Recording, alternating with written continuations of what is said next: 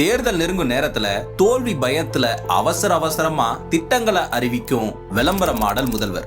4.5 வருஷ ஆட்சியில ஒண்ணுமே பண்ணாம முதல்வர் நாற்காலியில சும்மா உட்கார்ந்துட்டு தேர்தல் நெருங்குற சமயத்துல கண் துடைப்பு அறிவிப்புகளை வெளியிட்டு எந்த அளவுக்கு தேர்தல் பயத்துல இருக்கேன் பாருங்கன்னு கண்லையே பயத்தை வெளிப்படுத்துறாரு விளம்பரத்தின் மாபெரும் தந்தை ஸ்டாலின். பொங்கல் பரிசா 2023-24 வெறும் 1000 ரூபாய், 2025 அதுவும் இல்ல. அப்பெல்லாம் மக்கள் நலன் தெரியல, இப்பவும் மக்கள் நலன் சார்ந்தெல்லாம் 3000 ரூபாய் கொடுக்கல, எல்லாம் வெறும் எலெக்ஷன் ஸ்டண்ட் தான். சீரிஸ் பேரு தேர்தல் நாடகம் எபிசோடு 1 3000 ரூபாய் பொங்கல் பரிசு. எங்க திட்டங்களை செயல்படுத்தலனா தோத்துருவோம்னு நடுநடுங்கி 3000 ரூபாய் ரொக்கம் அறிவிச்சிருக்கிறாரு. அதுலயும் கரும்பு கொள்முதலை நேரடியா விவசாயிகள் கிட்ட வாங்காம இடைத்தரகர்கள் கிட்ட வாங்கி உழவர்களை சுரண்டி கரப்ஷன், கலெக்ஷன், கமிஷன் தான் எங்க கொள்கைன்னு முழங்குது திமுக அரசு. எபிசோடு 2 உலகம் உங்கள் கையில் நிகழ்ச்சி 10 லட்சம் மாணவர்களுக்கு மடிக்கணினி வழங்கும் திட்டம். அதுலயும் பாரபட்சம். இறுதி ஆண்டு மாணவர்களுக்கு முன்னுரிமையா. முதலாண்டுல 2ஆம் ஆண்டுலயே வழங்கி இருந்தா மாணவர்களுக்கு பயனுள்ளதா இருந்திருக்கும். அந்த அளவுக்கு மாணவர்கள் மேல அக்கறை இருந்தா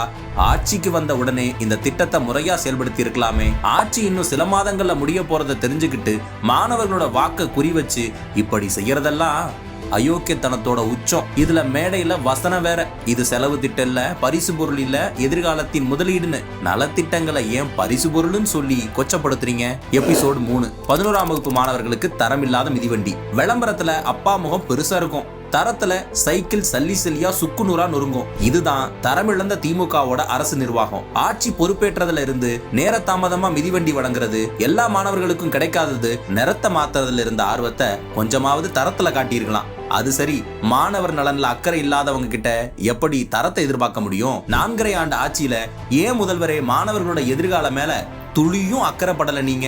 இப்போ தேர்தல் நெருங்குற நேரத்துல உலகம் உங்கள் கையில்னு விளம்பரம் வேற. கொடுத்த வாக்குறுதியவே நிறைவேற்றாம காத்துல பறக்க விட்ட நீங்க சட்டமன்ற தேர்தலை எதிர்கொள்ள திராணி இல்லாம என்ன செய்யறதுன்னு கைய பசஞ்சு இப்படி எவ்வளவோ அறிவிப்புகளை அறிவிச்சு வெற்று விளம்பரம் தேட நினைச்சாலும் இருண்ட ஆட்சியில நடந்த கொடுமைகளுக்கு மக்கள் தக்க பதிலடி கொடுத்து 2026 உங்களை வீட்டுக்கு நிச்சயம் அனுப்புவாங்க.